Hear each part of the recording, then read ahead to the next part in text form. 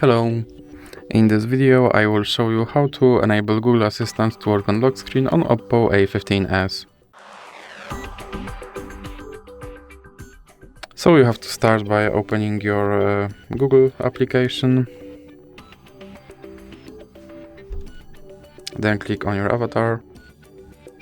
And now go to Settings. Then click on Google Assistant.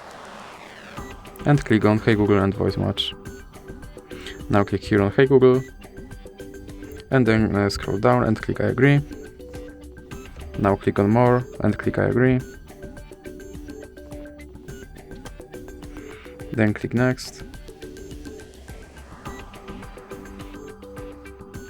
And click on Retrain Voice Match Model. Hey Google, help me write a thank you note. Hey Google, what's the weather tomorrow? Okay Google, explain how a rainbow is formed. Okay Google, set a timer for 5 minutes. Then click Next.